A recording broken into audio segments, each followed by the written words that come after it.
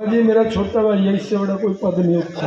भारत माता की भारत।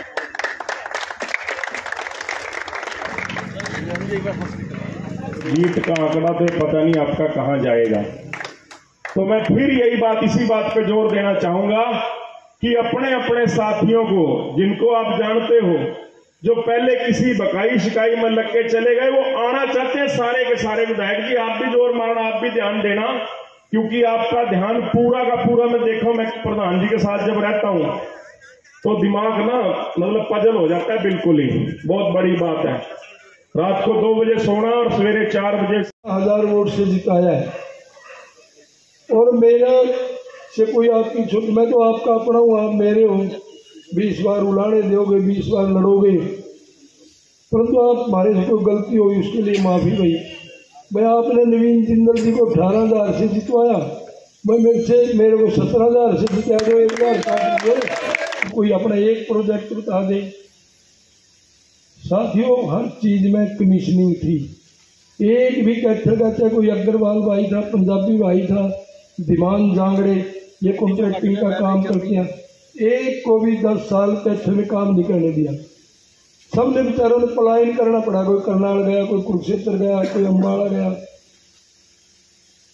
हमने तो एक को भी नहीं रोका, कभी किसी को ये भी नहीं कहा तेरा 18 करोड़ का टेंडर है, तेरा 22 करोड़ का टेंडर है, तो मिला क्यों नहीं। और इनके ये बताते हैं ये पहले ले लेता है एडवांस में। इस टाइप की व्यवस्था दी साथियों। भ्रष्टाचार फैलाया, हर बात में झूठ बोला, और लोगों को गुमराह करता है। मैंने ये विकास कर दिया, मैंने ये विकास कर दिया।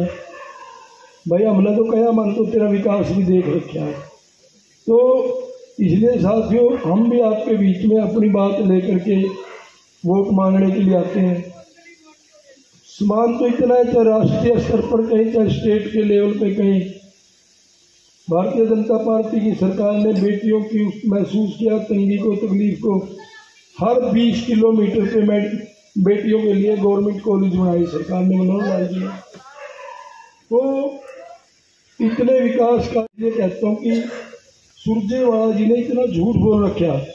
मैंने उनको चैलेंज किया, तो सुरजेवाला जी साझा मंच कर ले, हम अपनी बात रख देंगे, तू अपनी बता देना। तू बच्चा है, ताऊ हमारा दिल का सच्चा है। तो शहर के लोग, हल्के के लोग सुन लेंगे, जो ठीक लगेगा फैसला कर देंगे। मत को कोई 100 करोड़ का बता दे प्रोजेक्ट, मैं तेरे को 4-5 बताता हूँ। मनोहर लाल जी ने दिल खोल कर पैसे दिए। और मनोहर लाल जी हमारे को कहते थे, दिलाराम बोलने करो, प्रचार करे करो। सच्चाई है कि 2 साल तो कोरोना ने खा लिए, खत्म करके रखे, कहीं गए नहीं, आए नहीं कोई। मैंने मुख्यमंत्री जी से, मनोहर लाल जी से अवगत करवाया उनको उस समय में। सीएम साहब, मेरे शहर की रेलवे लाइन बिल्कुल शहर के बीच से, मध्य से गुजरती है। कम से कम 7-8 वो है, क्या कहते हैं, फाटक है।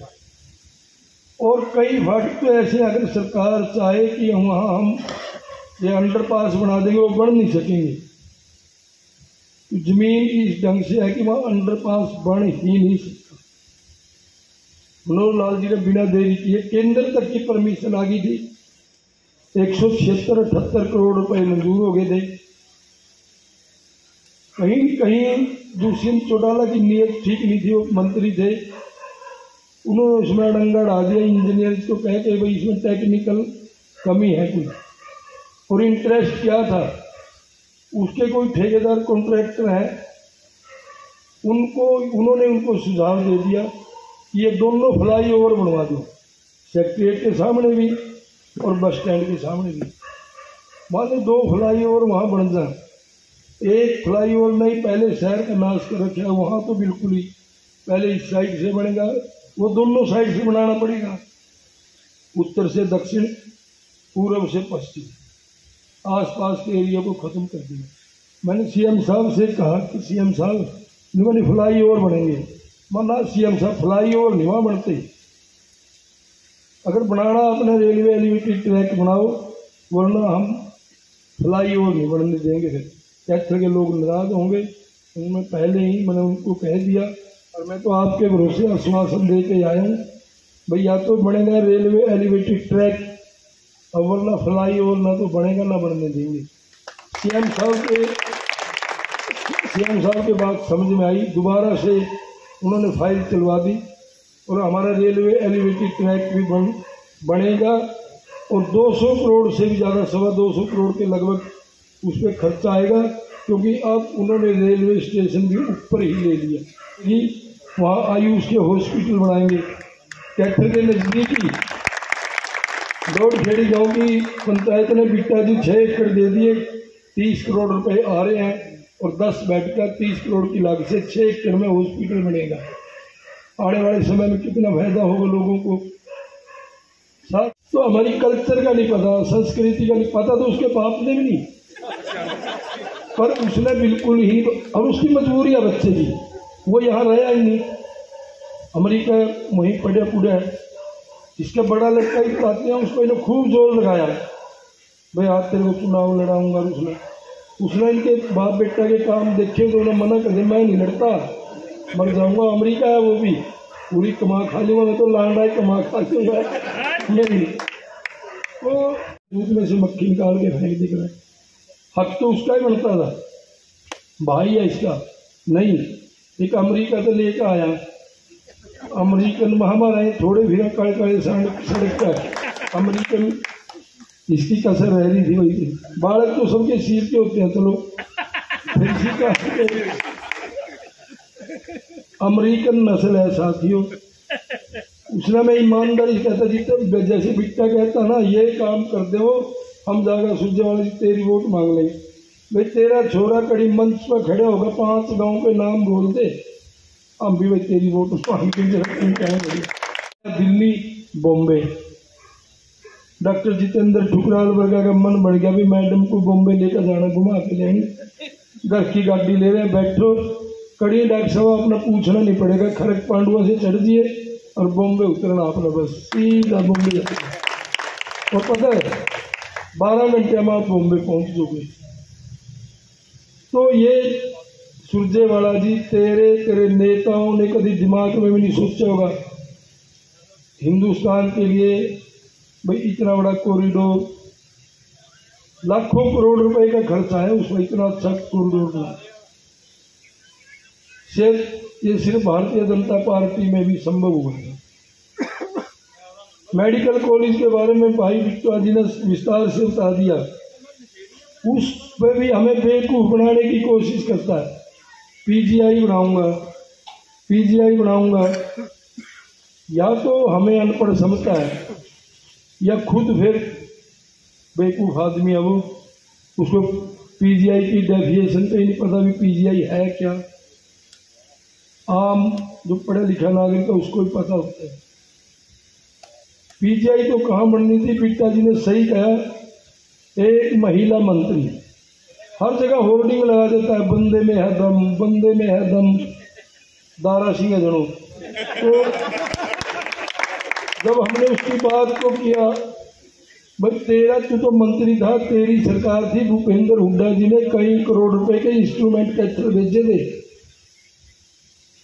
और इस दमदार मंत्री बताए कि महिला लेगी उठाकर, कमाल तो यह शर्म की बात। तो कोई और होना नहीं, कोई तगड़ा नेता ले जाए भाई, कोई बेबसी मजबूरी भी हो जाती है, एक महिला मंत्री लेगी उठा के। और साथियों आपको जानकर खुशी होगी, मैंने फ्लोर ऑफ द हाउस मनवाया गीता जी को, विधानसभा में क्वेश्चन लगा दिया, उसका रिप्लाई बिट्टा जी देना ही देना होता है। गीता बुक्कुल जी खड़ी हुई और उसने कहा हाँ विधायक जी, मैं लेके गई थी कैथल की सारी, क्योंकि मेरे को जज्जर में जरूरत थी, हमारे पास तो फालतू थी, ज़्यादा पड़ी थी। तो साथियों बेवकूफ़ की बातें, बंदे में है दम। आगे लिखता है, वो तो उतार दिया, अगले दिन सारे उतर गए। अगले दिन दिखता है ईव ला दिए, काम है मेरी पहचान। भाई कौन नहीं जानता तेरे बाप के कामों को। और इसका बेटा भी कह रहा है, उसने एक दिन बोल दिया कहीं, मैं अपने दादाजी के पिताजी के नक्शे कदमों पे चलूंगा। अगले दिन बिट्टा जी की स्टेटमेंट आई अखबार में, बेटा माफी दे, हमने तेरे दादा ने नक्शे कदम पर नचा लिए। तो साथियों, सुदीप सुरजेवाला, उसने 20 साल हो गए इसकी सेवा करते हुए, और उसको बकाता रहा अभी तेरे को टिकट दूंगा, मैं राज्यसभा में चले जाऊंगा, मैं लोकसभा में चले जाऊंगा, ऐसी ऐसी हवाई बातें सारा दिन करता है, फिर तेरे को विधायक बनाऊंगा। सुरजेवाला जी भी और हर विधायक मंत्री को हफ्ते में एक बार तो चंडीगढ़ जाना ही होता है, परमानेंट पक्का है। मंत्री को तो 2-3 बार ही हो जाता है। भाई पे 15 साल नहीं सड़क बनी है। आपकी सरकार आई, माननीय नरेंद्र मोदी जी प्रधानमंत्री बने, हमारा सौभाग्य है सबसे पहले कैथल आए। सौभाग्य है कि इस तरह का नेता हमारा मेंबर पार्लियामेंट बना, और उसने अपने इरादे वो जाहिर भी किए। मैं कैथल के लिए, कुरुक्षेत्र के लिए बहुत कुछ करना चाहता हूँ, और वो आदमी में कैपेसिटी है, वो कर भी सकता है। भारतीय जनता पार्टी परिवार की तरफ से बड़ा खटेड़ा निवासियों का धन्यवाद करता हूँ कि हमारे जैसे छोटे छोटे पार्टी के कार्यकर्ताओं को अपने बीच में बुलाया, मान सम्मान किया। आप सभी का बहुत बहुत धन्यवाद।